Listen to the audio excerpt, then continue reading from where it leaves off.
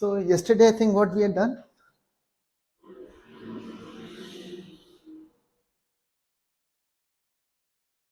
I think we had seen the what members go in a class definition, right? So just a quick review. Yeah, what are the members which go in a class definition?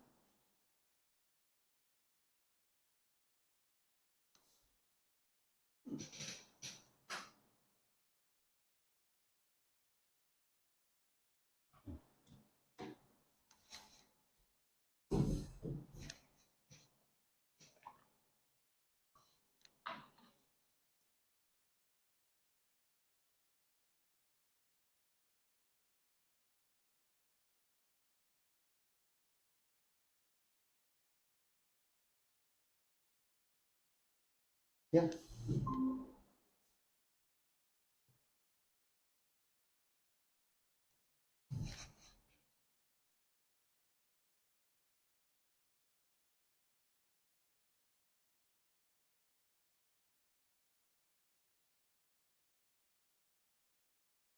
Yeah, I think here we have listed, right?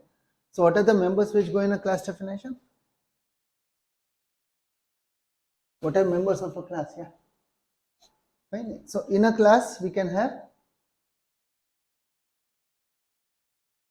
instance variables. Fine. We have, as an example, we have used a class called rectangle. Fine. So in case of a rectangle, example of instance variable are length and width. Okay. Fine. So when we define a class, one is, yes, we give structure for the objects of the class. Okay. Instance variables are for specifying the structure for the objects of a class. Okay. Then we have got class variables. Okay, these class variables are more like a global thing, right? Okay, there's only one occurrence of this. Okay, whenever the class is loaded, the class variable comes into existence. Okay, fine. So whether object of that class is created or not, right, doesn't depend on that. It's always there. So any static variables, we declare it as static. So static variables, we call them as class variables. Okay, fine. Then next. Yeah. What are the other things? We can have methods. Okay, fine. So when we define method, they define interaction for the objects of the class. Fine, and they can only be used on objects of the class. Yeah.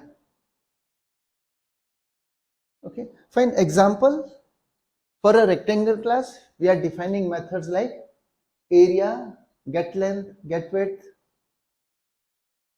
Okay, we have methods called set dimensions to change the dimensions of a rectangle. Fine, so that we have done in the rectangle class. Okay, fine. Then we can have static methods. We also call them as the class methods. Okay, so these methods, fine. So a static method does not use object. Okay, it's not having a target object. Normal methods which are not declared static, they're always going to work on some object. Okay, fine, and that's where we can use the variable called this. Fine, there is a keyword this, which is usable only within the non-static class. If the class is static, we cannot use this. Fine, then, so we can have class methods, we can have constructor. Okay, so constructors are executed whenever a new object is created. Fine, to create a new object, sometimes you might like to have parameters being passed, especially for initializing the instance variable. So constructors are used for initializing the instance variable. Okay, fine. In the rectangle class, yes, we have defined a constructor. Okay, fine, which takes two parameters for initializing giving the initial values for length and width, the instance variables which are there. Okay, and then after constructor, yes, so other than this, we can also have a initializer block. Fine, a simple block can be there. Fine, this is going to be executed just before any of the constructor is used. Okay, so it's again at the time of creating a new object. Okay, fine. We also saw that yes, we can have a class initializer block, okay, which is nothing but a static block. You declare static and create a block inside a class definition. Okay, fine. So then that block can be, so that block is automatically executed when the class is loaded. So the time when the class is loaded, that's the time when the static variables will come into existence, if there are any static variable for that class. Okay. And so normally we use it for initializing the static variables, the class variables. Okay, class initializer block. Okay, fine. We can add to this list further. Okay, I mentioned only initially 7 kind of members which can go in a class definition. There are still more. Okay, fine. Okay, I can add to that list maybe. So just to, you can keep in mind, we may not discuss it at this moment. Okay, it's a little too early to discuss about the kind of other kind of members which is possible in a class definition.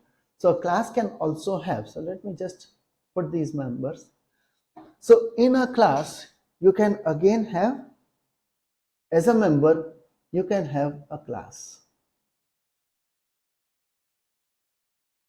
Okay, we call it as a nested class. Okay, so class can, inside a class you may again be defining another class.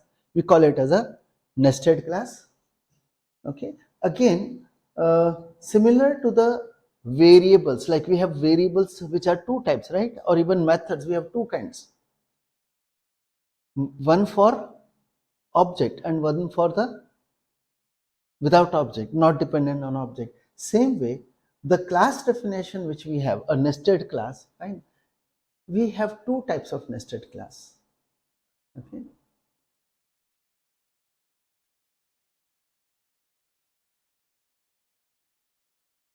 static and non-static. Okay, so I'm just keeping it as one item. Okay, though they should actually, there are differences between the 2 of them. Okay, so this is one. Yeah, what else can be defined in a class? So class can have variables, 2 kinds of variables. We have 2 kinds of methods, right? We have constructors, we have got blocks, right? We can have an initializer block, we can have a class initializer block. Okay, and we can have a class which is a nested class, but there are 2 types again here, though I've just given only one item, but it is actually 2 items. Okay, fine. Similarly, just like we can have a class inside a class, we can also be declaring interface definition. We haven't seen how to define an interface much. Fine, we have not seen about the interfaces, but just to keep in mind, yes, we can have a interface inside a class definition. What else do you think can be there? Yeah, give some idea. You can even have interface, then we can even have enum definition. So these are nested types basically.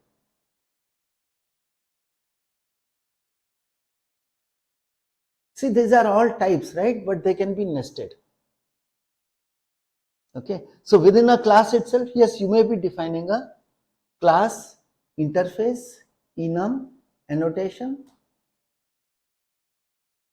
or you can even have a record being defined.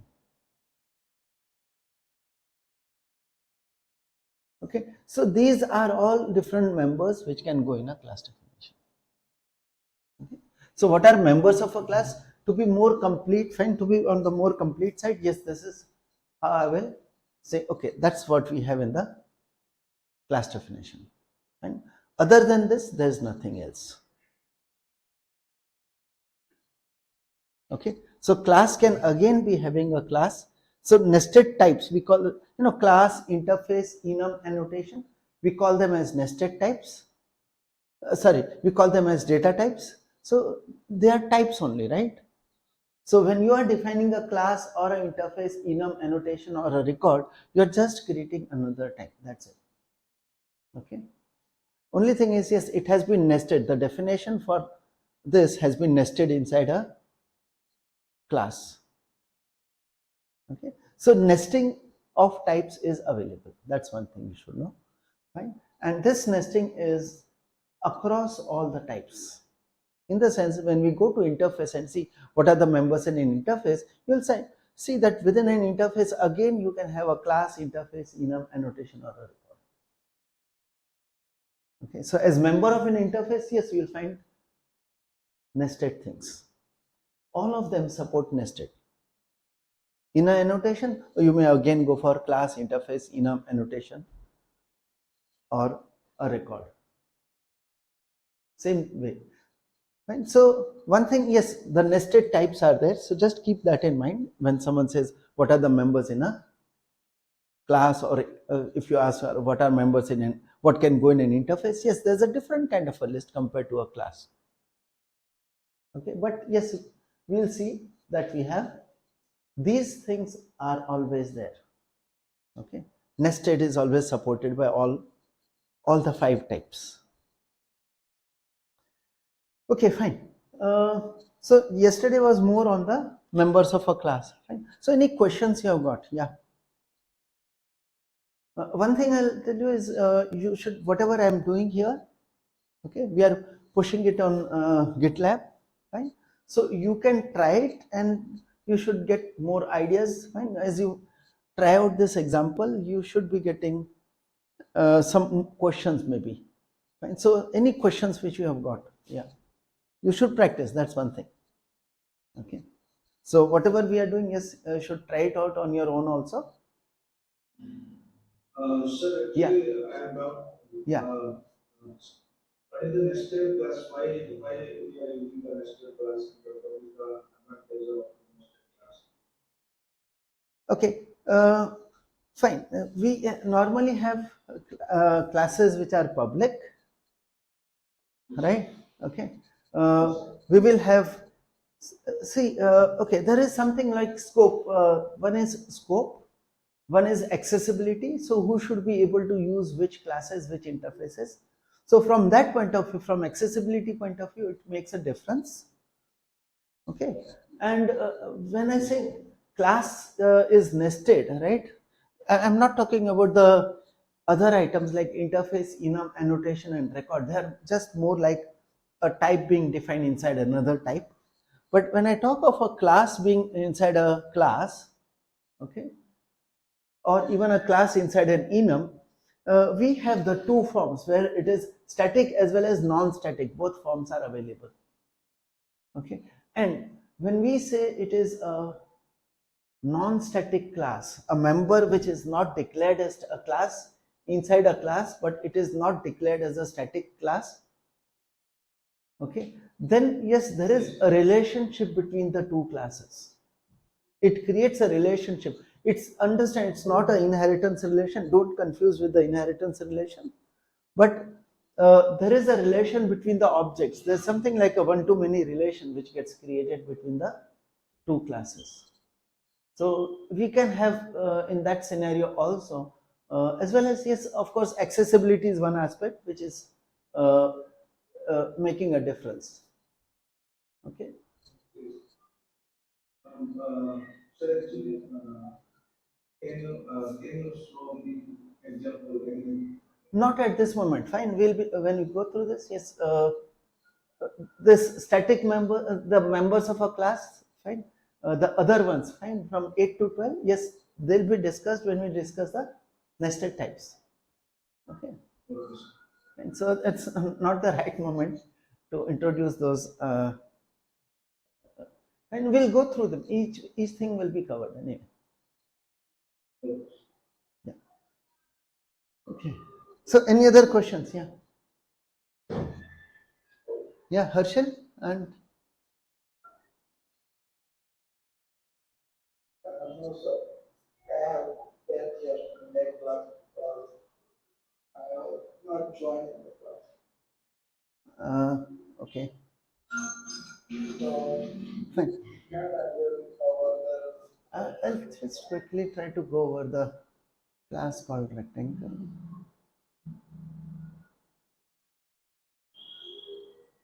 Okay, I'll just show what was done yesterday. Yeah, as far as the class definition is going concerned. Okay, fine. So, fine. I think we had begun day after day before yesterday. So, yeah, what was done? So yesterday, yes, what we did was we added more members to the rectangle class. We had these instance variables length and width.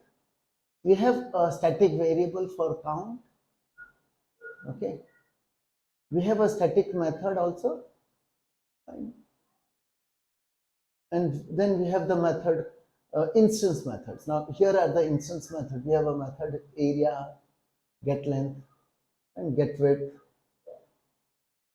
Okay. Fine. Also, we had talked about a special keyword called this, and from Java 10, right, we can do something like even we can formally declare also if you want, just declare. So this is not a normal parameter, it's known as a receiving parameter. Okay, and it's just nothing but your target object on which the method getWidth has been invoked. So that rectangle object is available as this.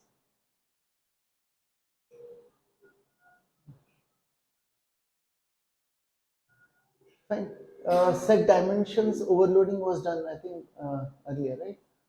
We added the static block. So this is something which is executed when the class gets loaded. Okay. And then we have this count plus plus and okay. Constructor overloading was done earlier, right? I think we added a display method anyway.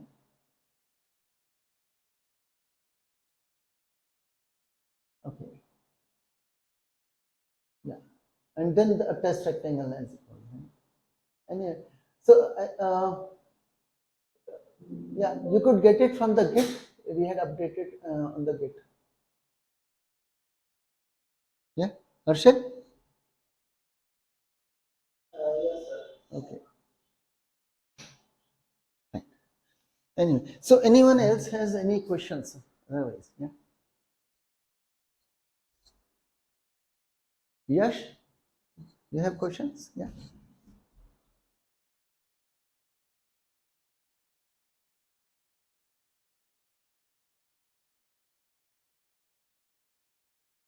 Okay, fine. So then let's proceed, right? Okay. So yesterday we also, yeah, another thing which we did yesterday. Let me come back to the important thing which we had done yesterday.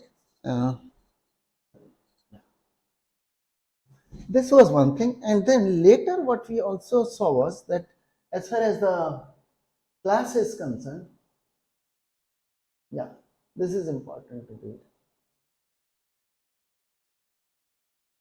Okay, we have a class called object, right? And this is a super type for all the reference type. Okay, so object class has some methods, right? And these methods are actually inherited. So there are 11 methods in the object class which get inherited by all your reference types. So these are the methods which will be inherited. So we have a method for string conversion called toString method. We have a method called equals for comparison for equality. Okay. We have a hash code, some integer value associated with the object. We have a method called getClass. Okay. Yeah, this was important, right? So getClass is what? It's giving us a object of the type class. Okay. So we have a class called class also, capital C class. That's the name of the class, okay, which is available in Java. And so when a class is loaded, we have an object of this class. Okay. So when a class gets loaded, we have an object of the type class, which is created. Fine. So that's where the whole definition of the class is available.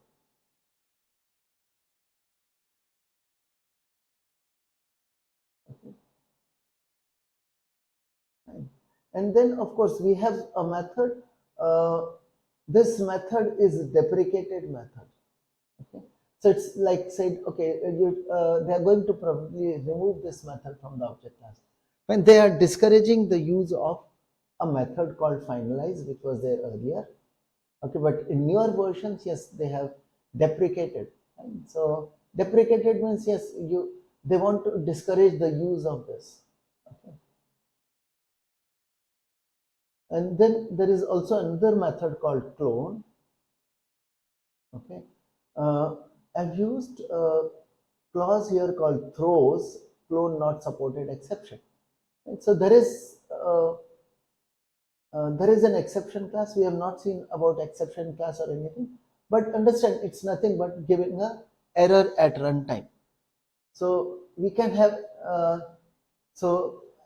if someone tries to call the clone method, right, by default it is normally going to give an error, right, unless the object on which the method is getting invoked is a clonable type. Okay. And the clonable is name of an interface, and that is to be kept in mind. Anyway, more about it when we go, and we'll come to it later again. And then we had some 5 more methods just to complete the list of methods in object class. At this moment, we can't be discussing about the last 5 methods. And we'll look at it at the time of multi-threading. Okay. Fine. And okay, this was just to demonstrate that yes, even if it's an array, you can still be calling those methods of the object class. Okay, and so object class is available for all reference type.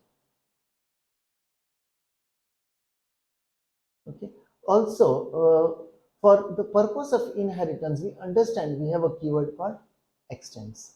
So when you are writing a class rectangle, right, it is actually equivalent of saying class rectangle extends. So you are not mentioning extends for a class, it would automatically take it as extends object. Object is happening to be part of a package called java.lang. So it is class rectangle extends java.lang.object, and that's how it is. So whenever we define a class and if we do not mention the extends, okay, then it extends java.lang.object. So our next step, fine. So that's what we would like to do today, okay, is to go for understanding what is an inheritance, right? So something like this, yeah. A class rectangle has 2 things, length and width. Okay, fine. So we would like to have a class called cuboid, okay, and that class cuboid would like to inherit from the rectangle class. Rectangle has length and width. Cuboid has length, width as well as height.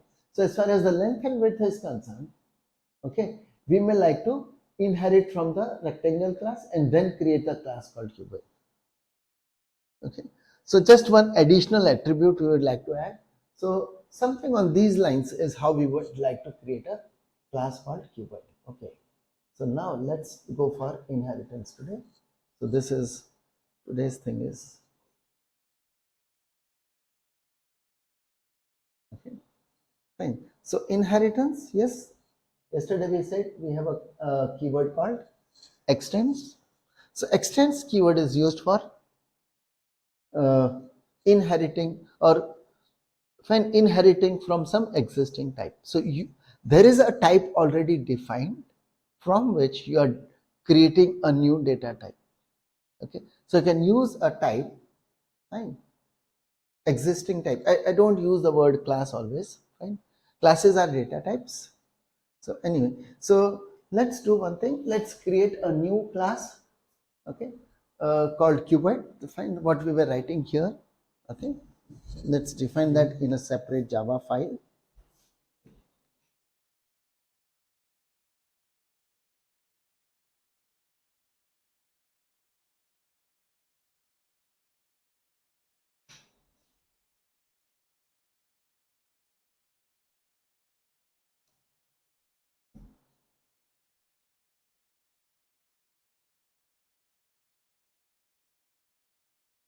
Okay, so we would like to have a class called cuboid.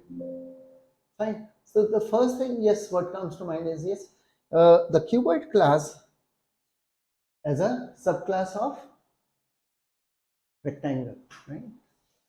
Cuboid class as a subclass of rectangle. Let's save this first.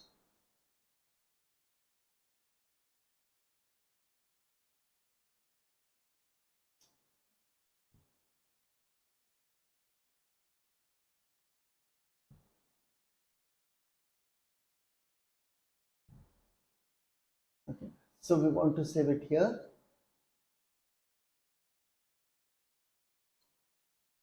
And this we'll call it as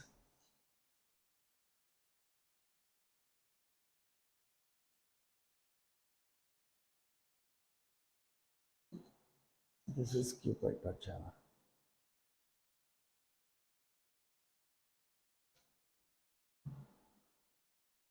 Okay, fine. So we have this class cuboid, fine, and okay. So fine. The idea here is additional. So how many instance variables do we have for the cuboid class?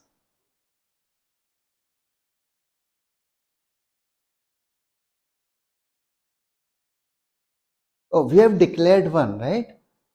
We have declared one instance variable called height. Okay, but since it says it extends from rectangle, it is inheriting two more from the rectangle class. So that way, yeah, right. So that way we have got three instance variable for cuboid. Okay, fine. Again, just like we did for the rectangle class, maybe we'll have a class in this file itself for testing the cuboid.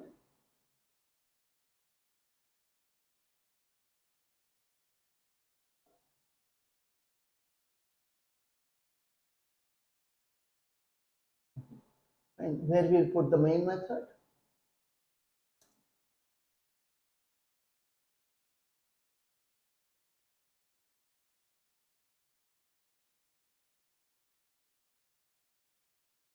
And in this main method, yes, we can declare variables of the type cuboid also now.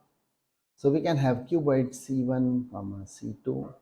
Okay. Oh, rectangle class is also available. So we can have rectangle R1, R2. That's also okay. Okay. Fine. And then let's go for, okay, what kind of things we would like to do now?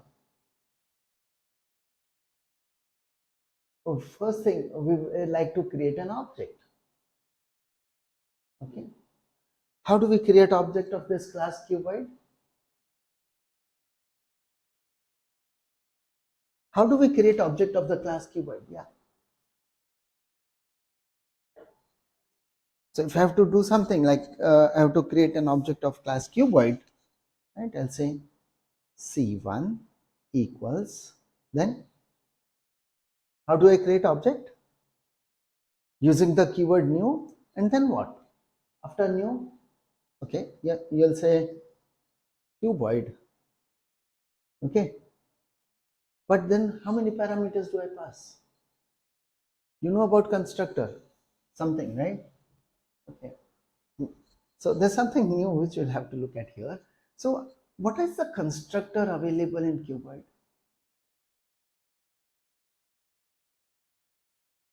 We haven't declared a constructor for cuboid.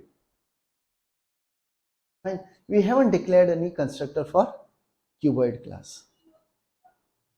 So what is it that will happen here? Cuboid doesn't have a constructor. So normally you might say, okay, so I should be able to create a new object of cuboid by specifying something like this. This is what you expect.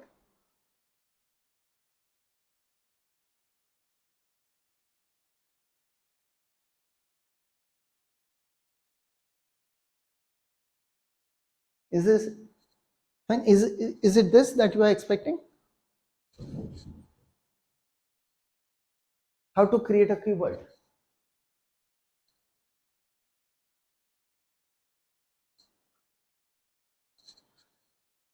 In this cuboid class, we have not put any constructor. And in the rectangle class, when we did not put a constructor, we could create a rectangle object by using no arguments for the fine. No argument constructor was available to me. Fine. For class rectangle, a no argument was a constructor was available when we did not put any constructor in the class definition. When recollect, initially we were creating rectangle object by just something like this, right? New rectangle, right? That was working. But then it stopped working. As soon as we added constructors, we did not have a no argument constructor. Fine. We did not have a no argument constructor. So now for this particular class, what do you think? For class cuboid, I have no constructor in the cuboid class. So how do I create object of cuboid?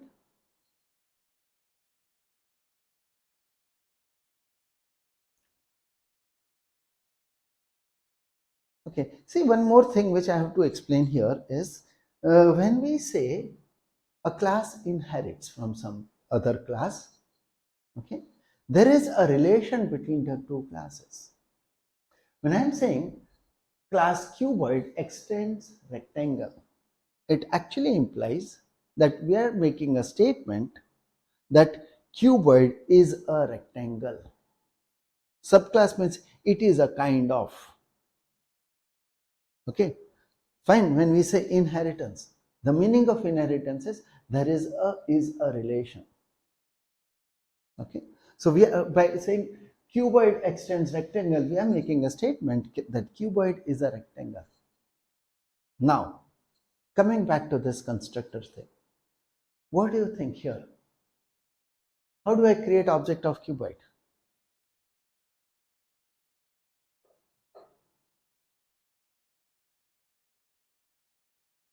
Is this correct way of creating cuboid object?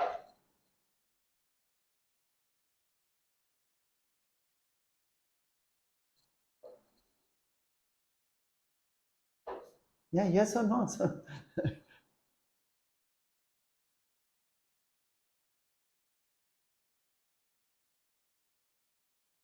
for a class, if you don't put any constructor, fine, and mentioned yesterday that we will get a constructor which does not use any parameters, right? So from that point of view, it seems this should work. Okay, but basically the class cuboid itself has an error. Here, the class cuboid would not be compiling. Okay, see, when we are saying, oh, I want to create a new cuboid object, remember cuboid is a rectangle. In order to create a rectangle, can we say, no, I don't want to give any parameters, just create a rectangle for me? Is that allowed now? That thing is not working. The superclass of cuboid does not have a no argument constructor. Okay, there is no argument constructor available for the rectangle class, which is the superclass here, and therefore this class must have a constructor. When you are creating a cuboid, okay, when you are creating a cuboid, you are creating a rectangle as well, because cuboid is a rectangle, it's a subclass. Anything whatever was declared in rectangle is going to be available for cuboid. Okay, whatever is declared for rectangle is going to become available for cuboid. So that means your variables are going to be available. Fine. It's a, so when you are creating a cuboid, it's going to allocate length and width as well because of the superclass. Superclass being rectangle, it has to allocate length and width, right? and if that length and width is to be allocated, rectangle class was saying, if you want to allocate length and width, you need to give me those parameters, you give me the values. Fine. How do I take the values? Only through constructor for initialization purpose. Fine. It doesn't allow you to say, okay, I'll just create a new object of rectangle. Fine. And therefore, just a new object of cuboid can't be created. Okay. The cuboid class would need a constructor to be specified. Okay.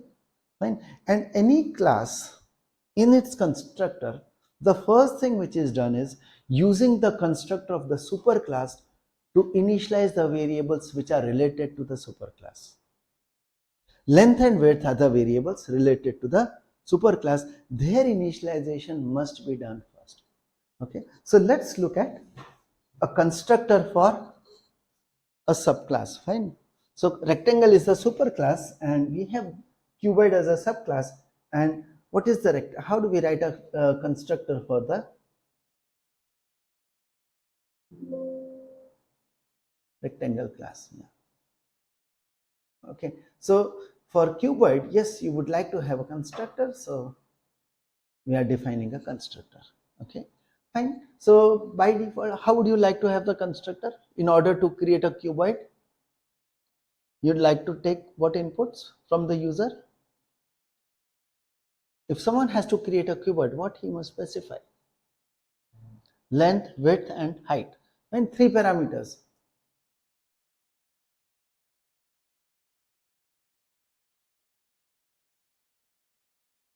Okay, and then what is the first thing to be done in a constructor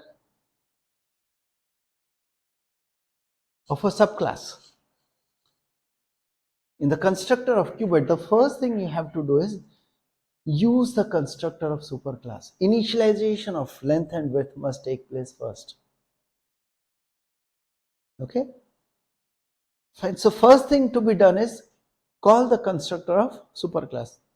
So from the cuboid class, how do I call the constructor of the superclass?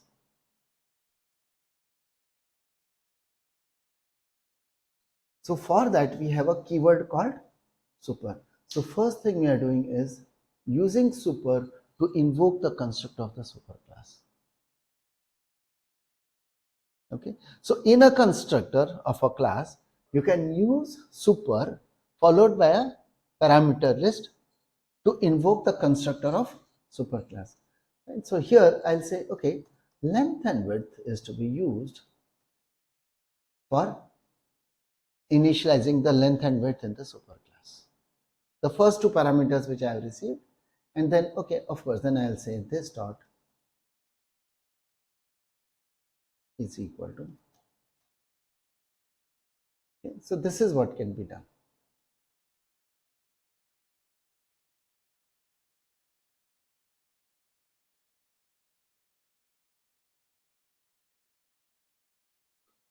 Fine, so this is how you write a constructor. Fine. So the first thing in any constructor is to use the constructor of superclass. So one thing about a constructor, in the constructor, if you are using super to invoke constructor of superclass, then it must be the first statement of the constructor. Okay. If you are using super to invoke constructor of superclass, it must be the first statement of the constructor. So you can't have any other statement, right?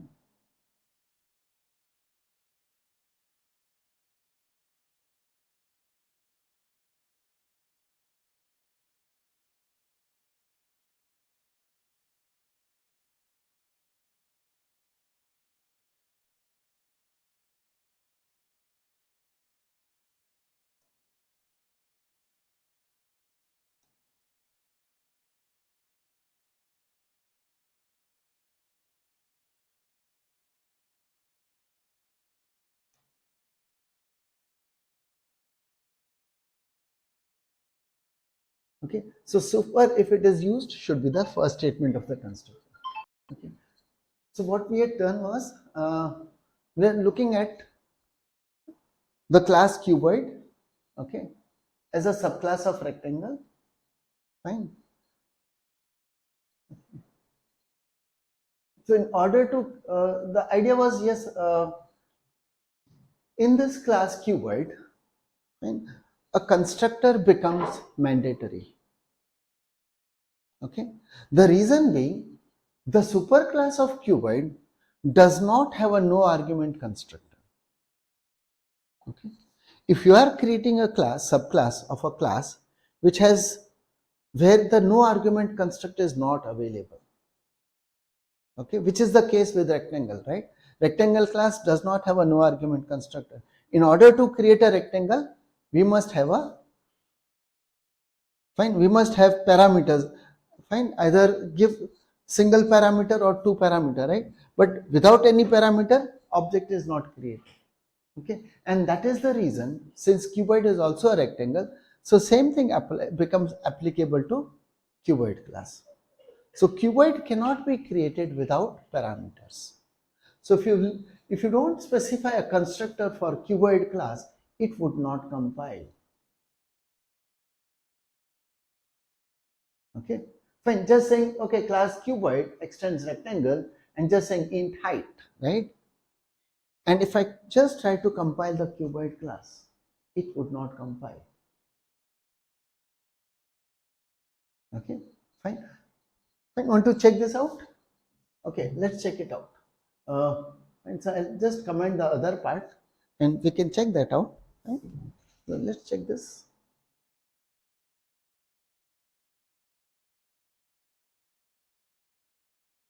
Okay. So yeah.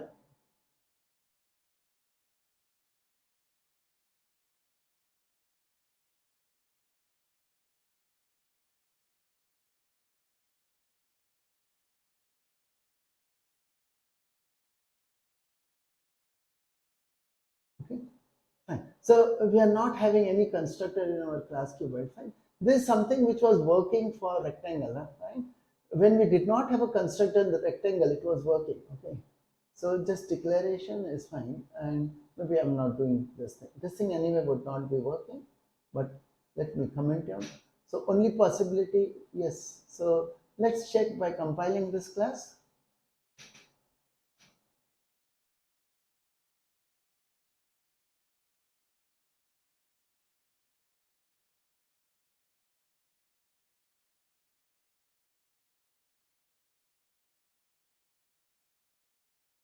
Okay, let's compile.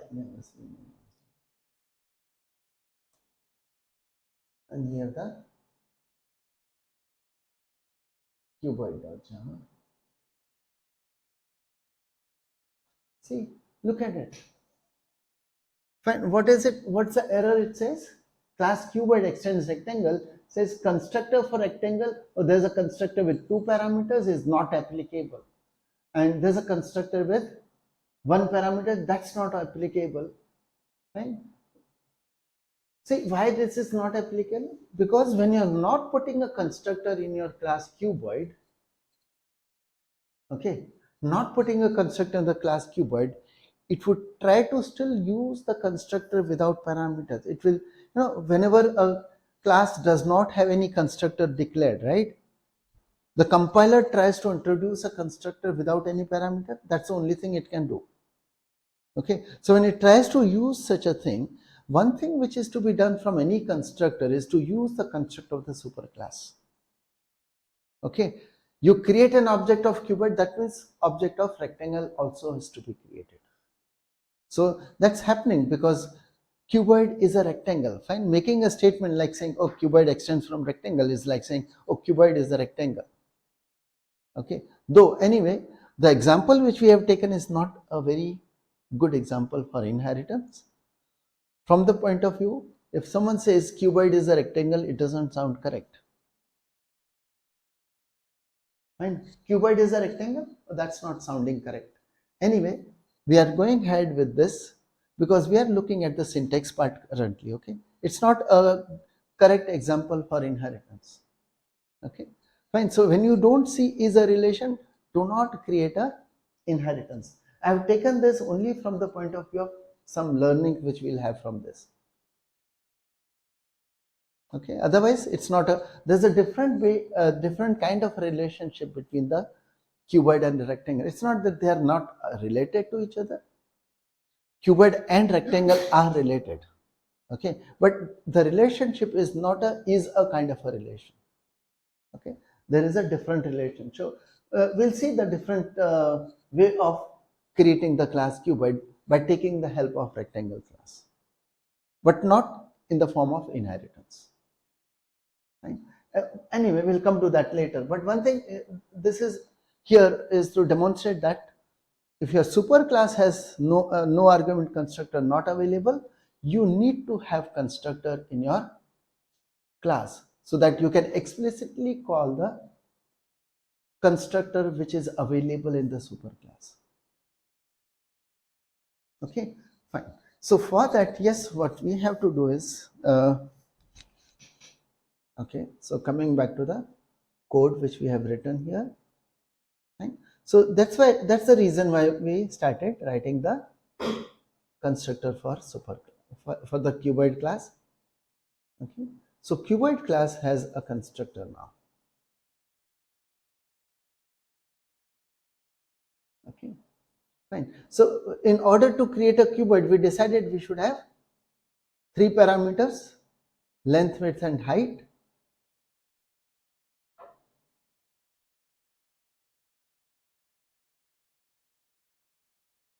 Okay, and the first thing you do anytime in a constructor, first thing which you can do is to use the constructor of superclass. And how do we use a constructor of superclass from a constructor? By using the keyword super. Okay, super followed by the parameters to invoke the constructor. Okay, so we are invoking constructor by using the length and width parameter which we have received in this particular constructor of cuboid. Okay, so length width is passed as argument in our case here, and then we are saying, okay, height can then be initialized from the third parameter which we have received. Okay, so this is one way, but the point here is super, if used, has to be the first statement of the constructor. Fine. Okay, so now another thing here, suppose, see, you know why it was giving error when we did not specify a constructor. Okay, when we don't specify a constructor, by default what does it do? It uses public. So if there was no constructor, what would it be happening? This is what was happening. It was without any parameters. Okay, so even if I write like this, okay, it would be an error. Fine. Basically, when you don't, a constructor does not have any statements at all, then the first statement of the constructor by default is, so this is the code basically. Fine. See, no constructor would have meant this code for your constructor.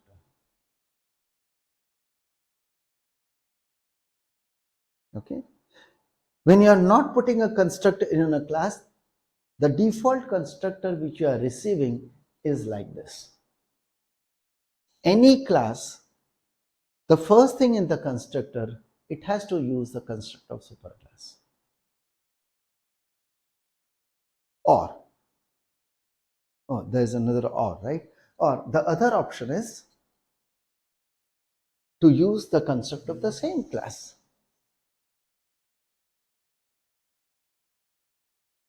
Okay. Okay, let me go back.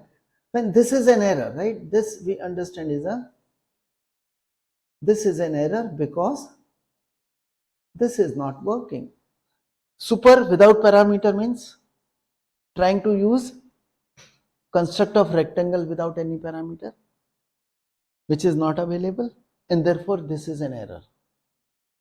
Okay, so why you were getting error was this reason. Fine, why the error was there? Because the superclass constructor, okay, superclass does not have a no argument constructor. Okay, let's see this now. So another constructor, so now you would like to overload the constructor, and let's give only the side. Okay, so then what is the code you would like to go for? This.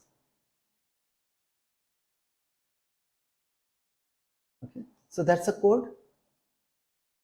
Clear? So one thing about constructor is the first statement in a constructor is always, what's the first statement in constructor? It's either going to be super or this.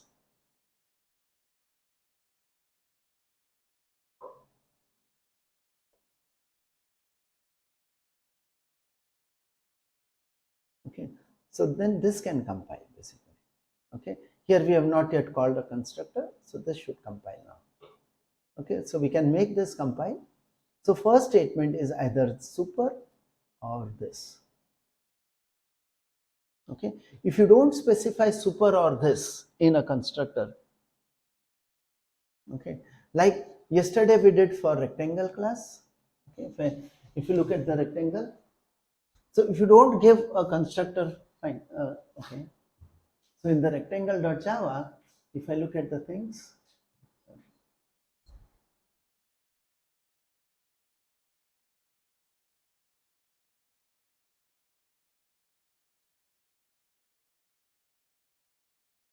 constructor is below, right?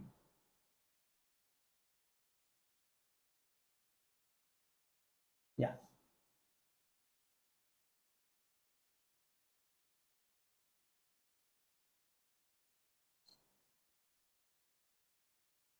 Okay, fine. The constructor which we have with 2 parameters. Okay, fine. This constructor here, in the what's the first statement? It says this dot length equal to length, right? At line 41, it says this dot length is equal to length. That's the first statement. So when you don't specify super or this, right? That's a case here. Okay, it basically means using super without parameters. Okay. So though I have written like this, it's actually the constructor here is actually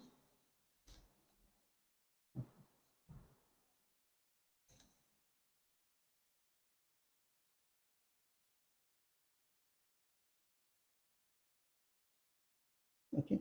It's just like saying, so even if I put this, it's still the same thing. Right? So when your first statement is not this or super, it means it's super without parameters. Okay, this is what is assumed by the compiler. You're not putting this, you're not invoking another constructor, maybe constructor of the same class or constructor of the superclass. You are using constructor of superclass without parameters. Okay, so first statement either this or super. If not specified, super without parameter is assumed. Okay, so coming back to the cuboid class. Yeah. Okay, so now we can see in this cuboid class, yes, we have either used a super or this as the first statement. Any constructor first statement either this or super. If you are not specifying, it becomes super without parameter. Okay, in case of rectangle, super without parameter means which class? Default constructor of which class? What's the super class for rectangle?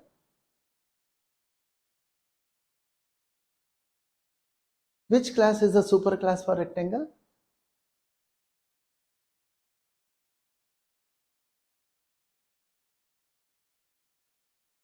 Cuboid class, super class is rectangle. Rectangle class, super class is which one? Yeah. Super class for rectangle.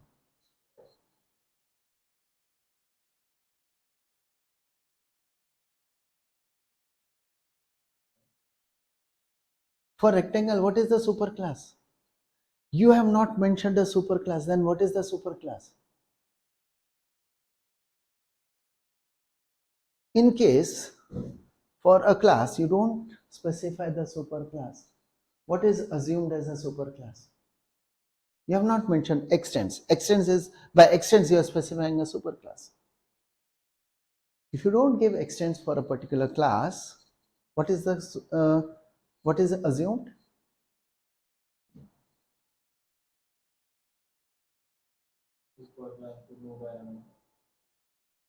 That's about constructor. What I'm asking is, what is the superclass of a class if you don't mention it? If you don't mention extends, what is the extends? There's a default extends it takes. Where does it extend from? Where does the rectangle class extend from?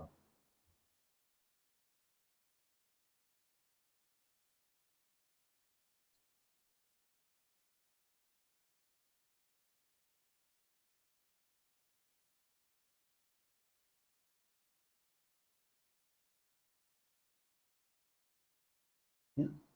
You have just said class rectangle. What does it mean?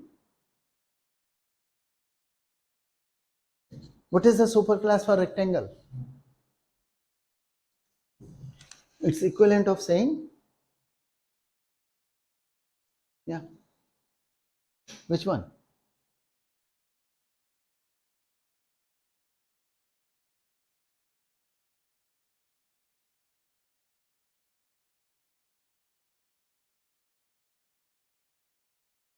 And you are inheriting everything from the object class.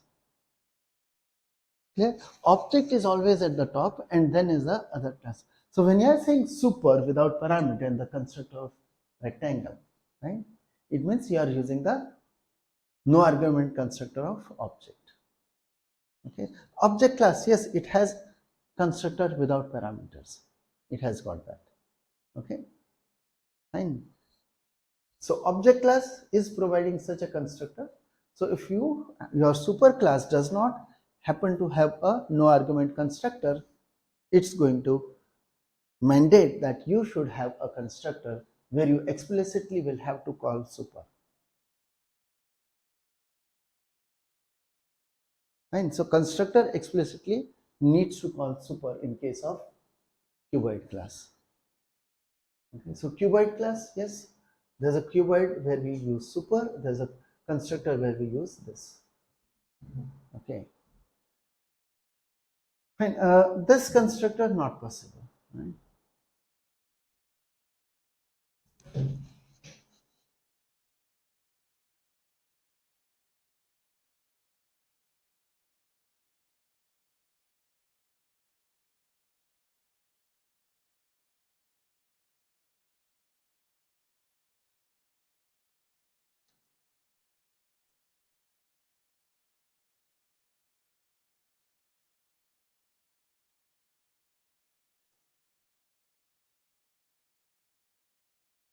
Okay.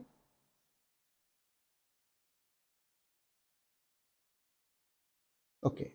Now coming to the methods, yes, what are the methods we'd like to add here?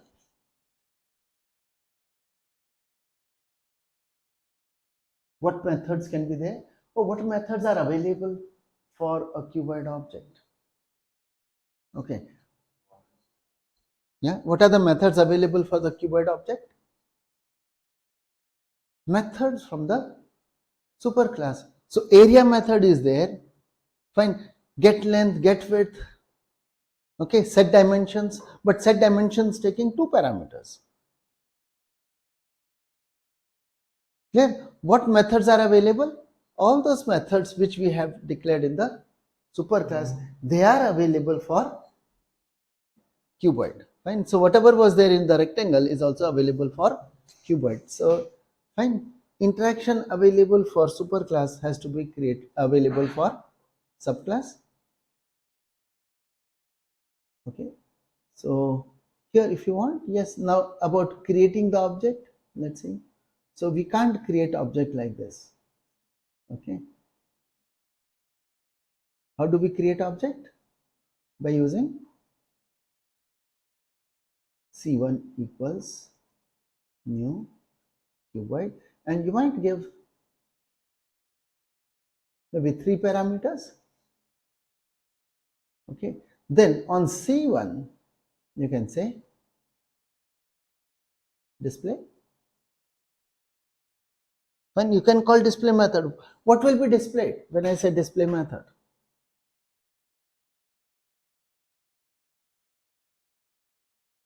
C1.display, what will be the output? Okay, want to check this?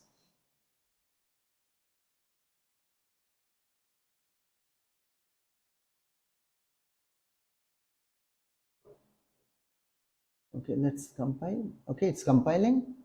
Let's run.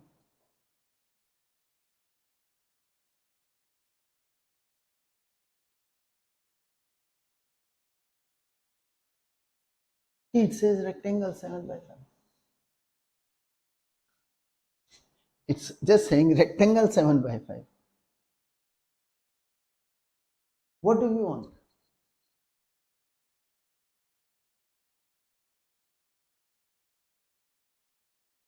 We wanted to say cuboid of 7 by 5 by 4.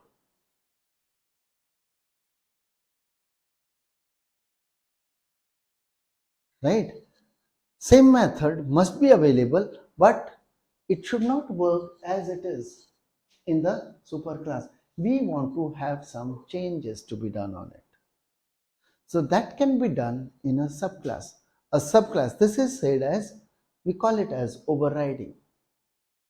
So we might like to override the method called display. Similarly, we might like to override the method called, not override, we will actually be overloading the method for set dimensions. Okay, and of course the set dimensions with only one parameter, that we might like to override. Okay.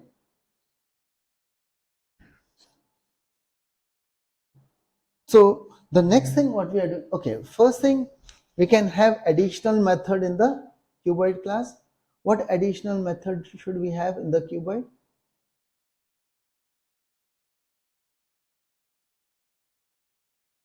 We can have method called volume. So what is volume?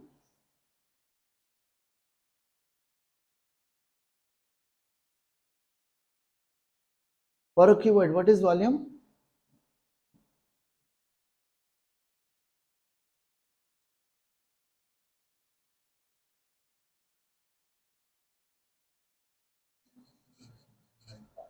Which one? Yeah.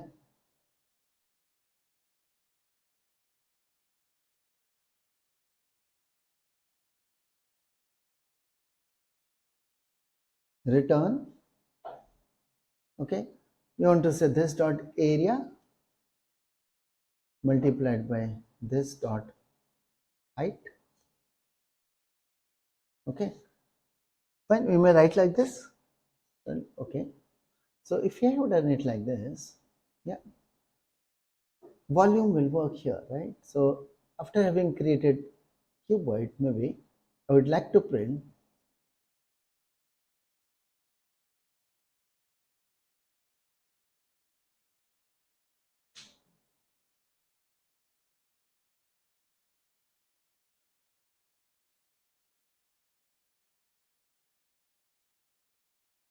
so on the cuboid, call the volume method. Okay, fine. Cuboid has a method called volume. We can now use the volume method on the cuboid object.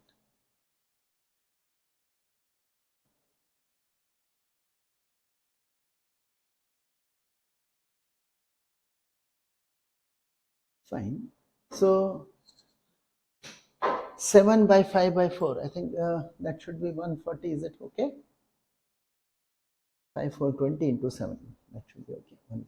Yeah. Fine. So volume is coming out, right?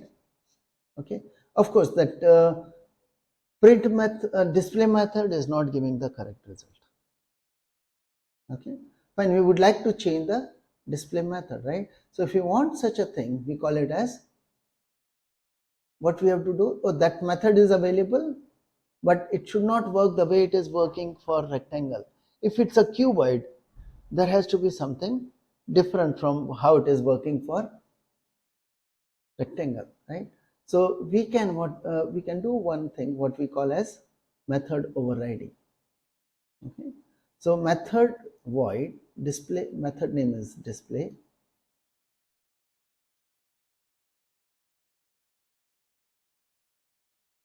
Okay.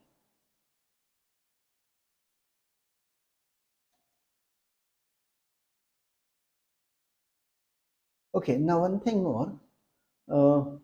Let me change one more thing in the rectangle class now.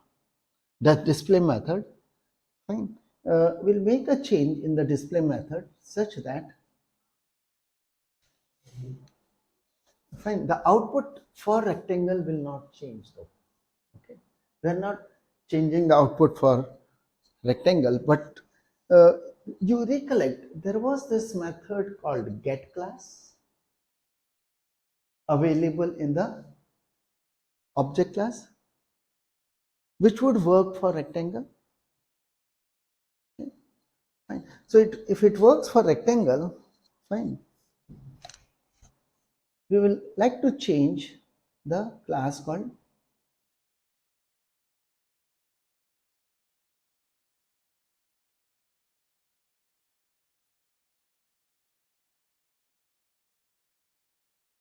okay.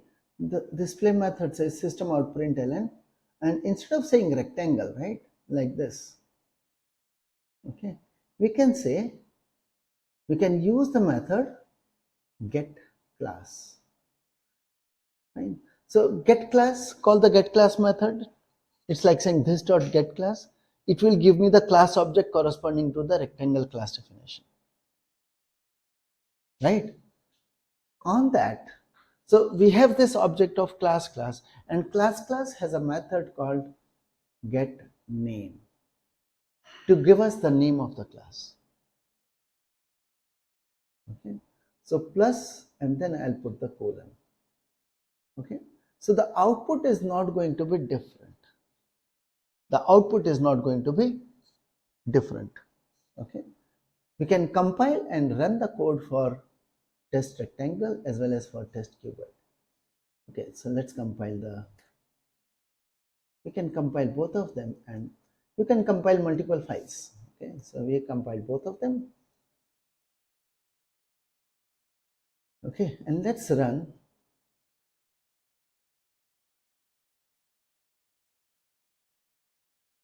And we are first running test rectangle. Okay, so you can see the output for display is not changing. It says rectangle of 7 by 5. So when I say get class dot get name, I get the name of the class for the object. The object's class name is this. Okay, fine. Let's run the test cuboid now.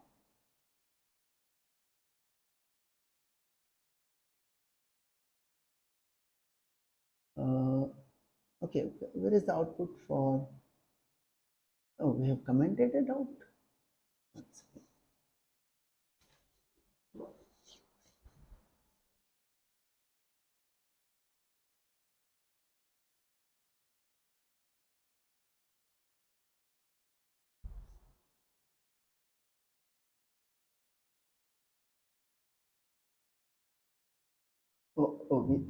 Oh, sorry. See, what happened was you have overridden the display method. I didn't realize this is what we had written already. Okay, so let me comment this. So if we are not overriding this, right? Let's comment this, or I'll remove it.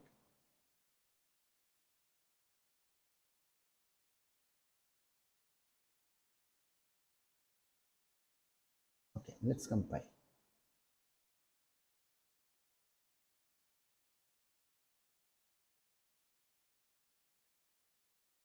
Test rectangle doesn't change. What about test cuboid? You can see. What is test cuboid saying? Here it's not saying rectangle 7 by 5. It has inherited the method from rectangle.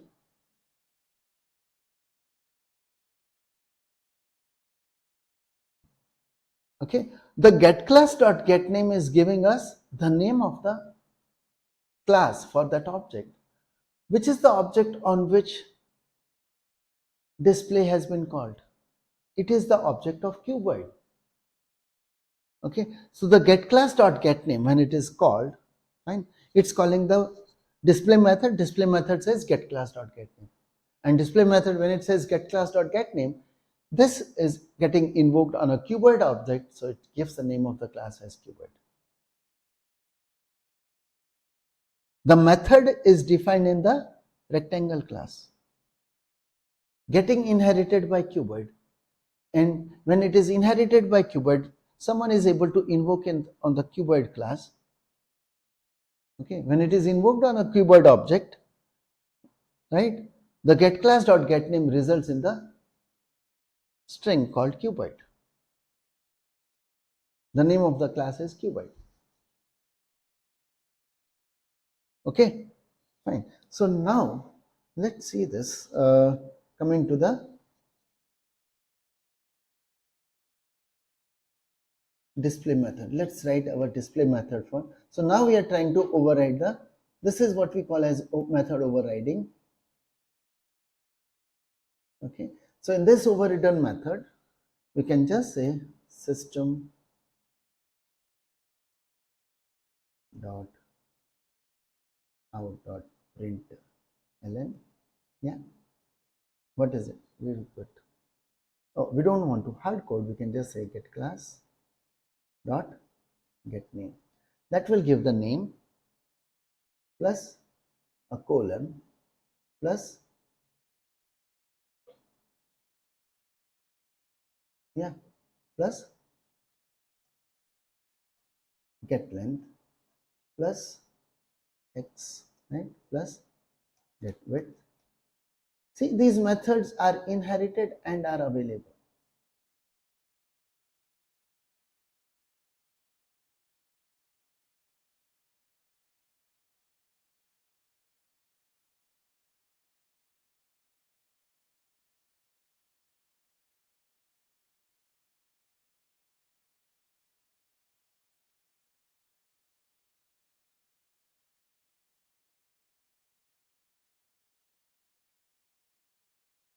Okay, fine. So we can compile and run the code now.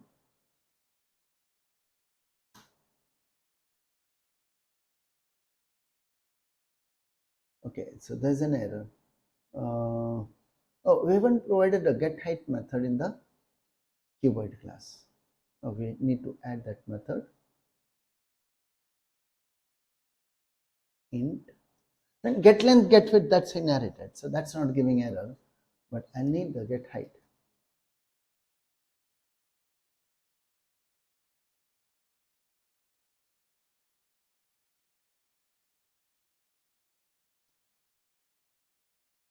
Okay, so height has been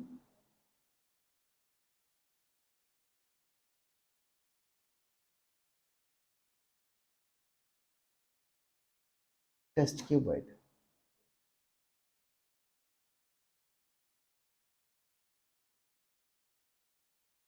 And so the display method for cuboid is, we say this is overridden. There was a display method available for rectangle, it has got overridden for cuboid.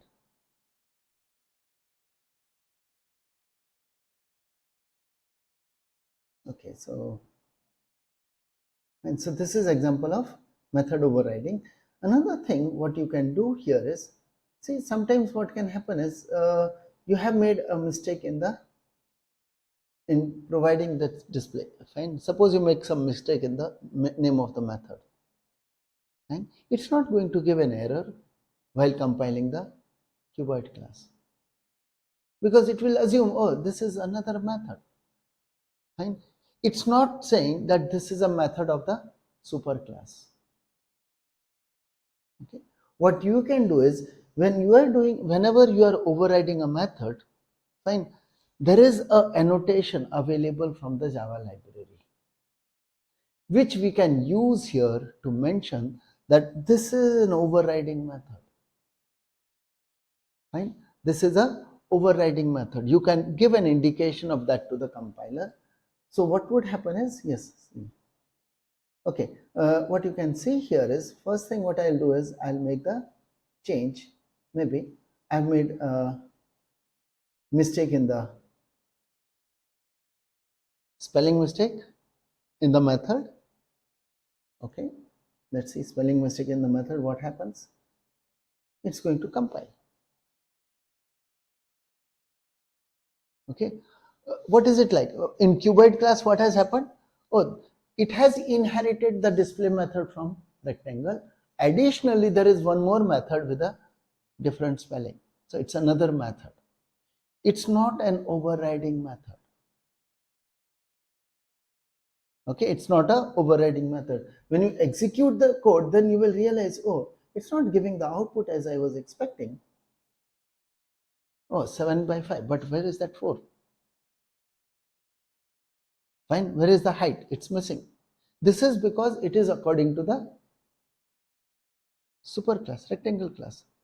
Display method is in rectangle and not in cuboid. Okay, now look at what would happen. So what we have is another annotation. It's just to help you. Okay, so in this I'll say @override. By @override, you are asking the compiler that I think this is an overriding method. I'm overriding the method. Okay, it's a method also in the superclass. So if you are making a spelling mistake, fine, the compiler is able to point it out to you. Now you can see what will happen. It says, oh, you have said this is overriding method, but this method is not an overriding method. I don't find such a method in the superclass. Okay, so then you can realize, oh, there is a spelling mistake. It could be a spelling mistake, it could be a mistake in the return type or in the list of parameters, whatever you are using. Okay, so then I can change this and it would be, so we can make it work. Yeah, so now it's working. Okay, so overriding methods, it's a good idea to always annotate them with the @override. Okay, it's an annotation, right, which we are applying here. Annotations, they begin with @ and the name of the annotation. Okay, so there is a ready-made annotation called, what is that annotation?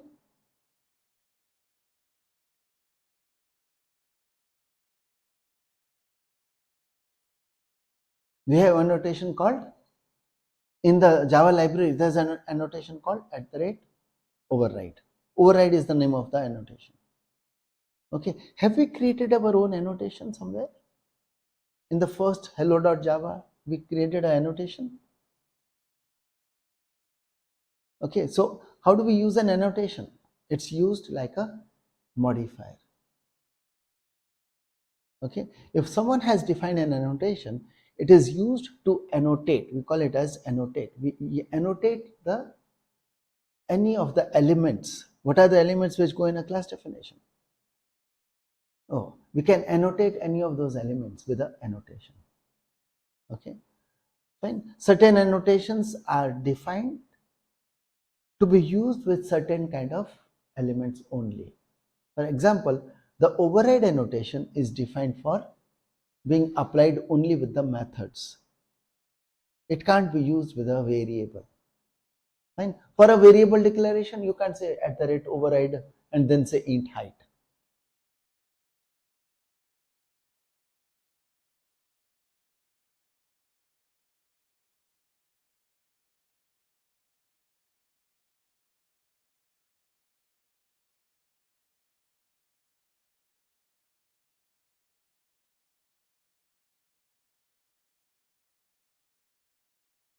Okay.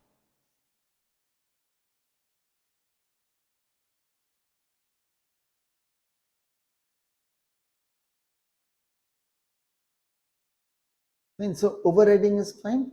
Okay. Another thing which you could do is, someone may think of overriding the area method also. Okay. Fine. Someone can think of overriding the area method. Let's say if I override area methods, I'll say @override, and I have the area method. area for rectangle is length into width, right?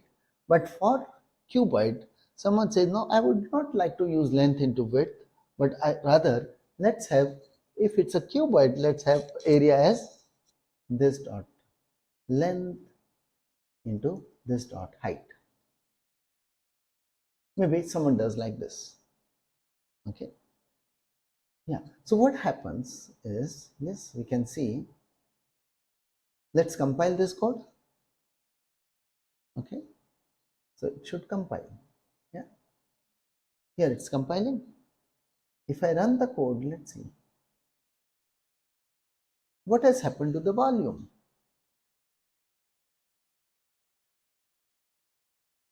What has happened to the volume? It's not correct.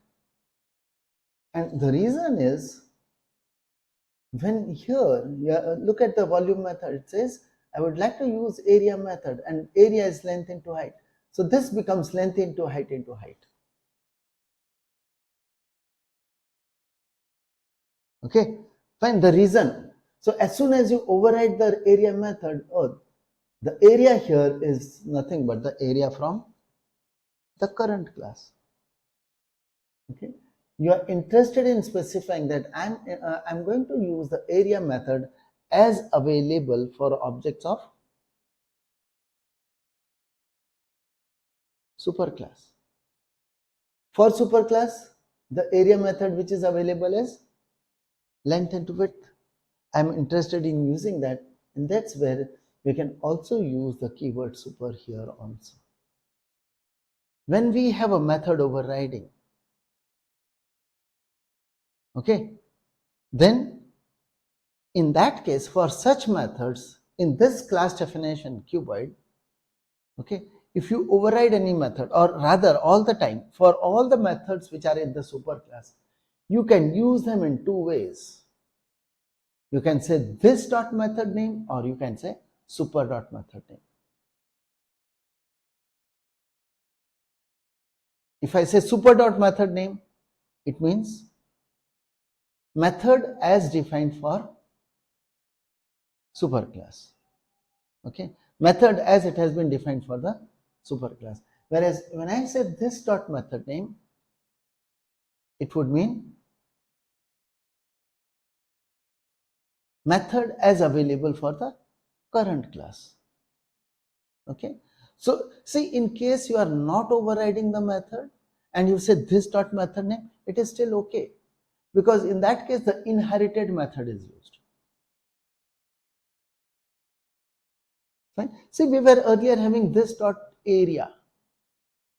There was no area method declared in the cuboid class. Then what was used? The area method which was available for superclass. So this dot area and super dot area would mean the same thing till the point you override the method. When you override the method, the two become different. When is this correct? When is this understood? Okay, let's see here.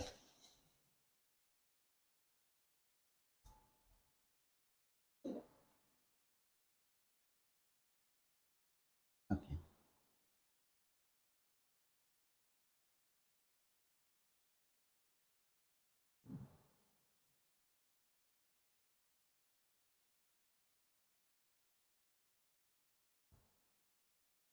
Okay, see, it's like this. We have defined a class called rectangle. Okay, so this is rectangle class.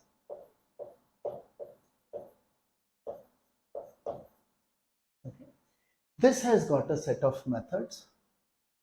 Okay, so it has got methods like, so various methods are here, right? Okay, then we are going for a subclass. This is the class called cuboid.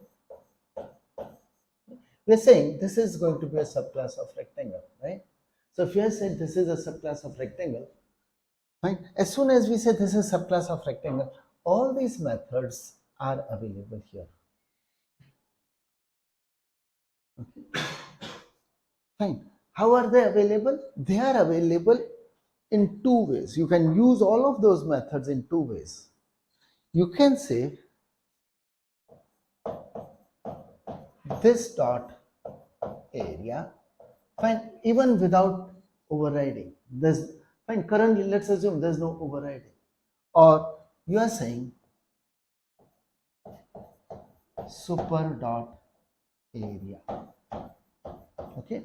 So this is, oh, you have inherited the method. So till the point you have inherited the method, the meaning of both is the same. In the cuboid class, within the class cuboid, I can say this dot area or I can say super dot area.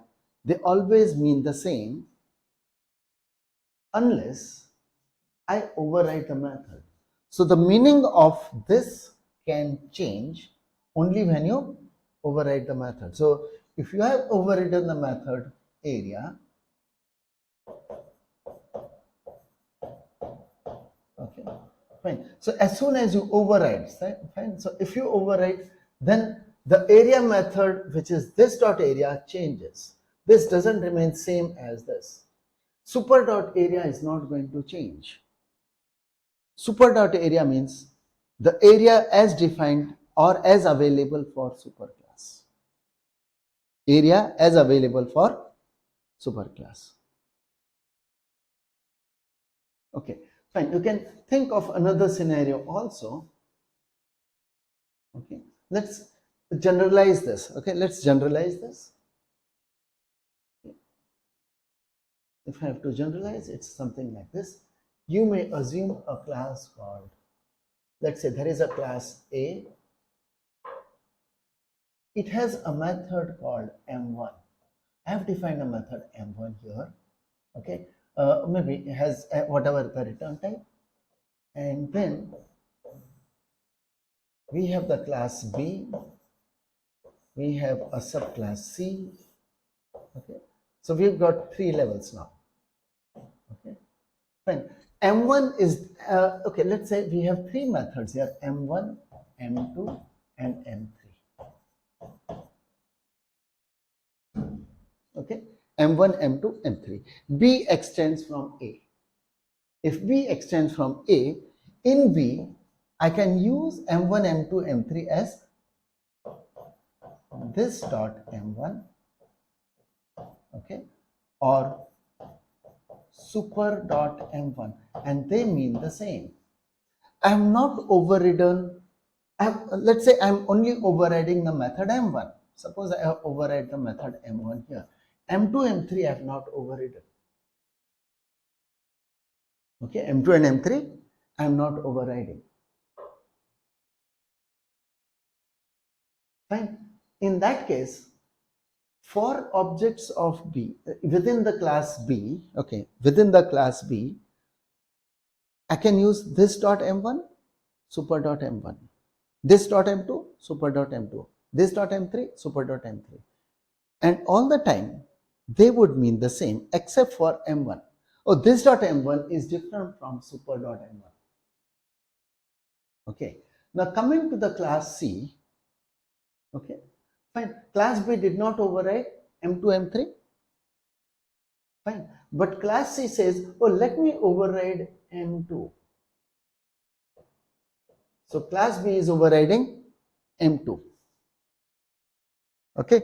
Class B overrides M2. Now, talking about class C. Within class C, I can be using this dot M1, super dot M1. This dot M2, super dot M2. This dot M3, super dot M3. Okay.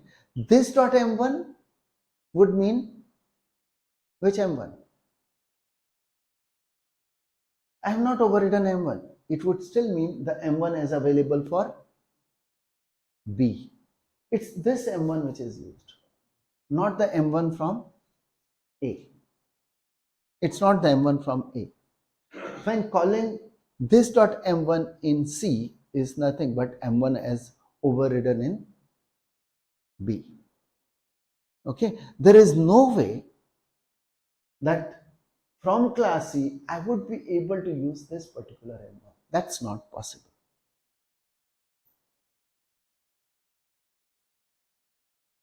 Okay, there's nothing like saying super dot M1. No.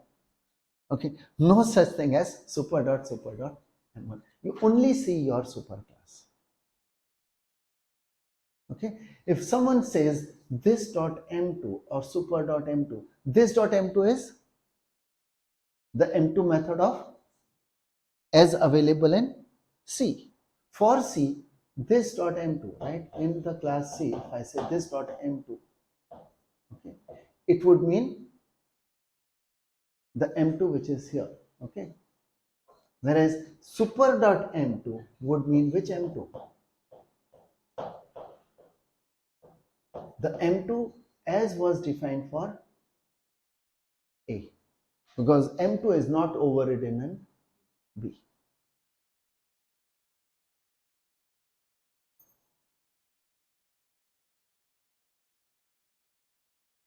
Fine. As far as M3 is concerned, oh, it's there only in, it's there in A. Fine. If B has added another method, right, then if there is a method M4 being added in B, okay, this M4 would be available in two forms, this dot M4, super dot M4.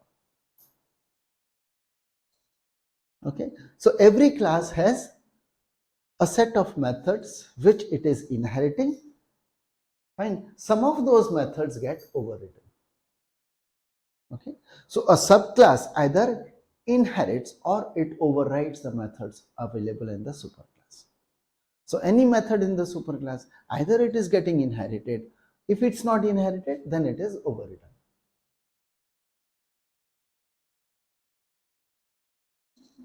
Okay.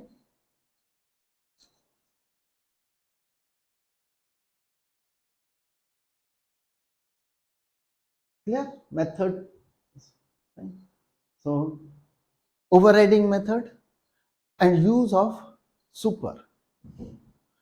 Fine. In order to use method of superclass.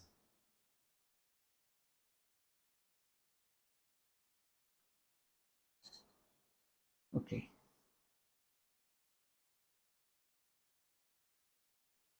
Yeah.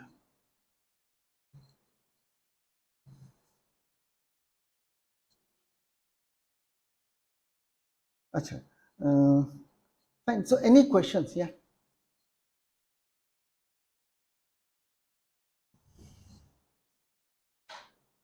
So any questions? No, sir. Okay.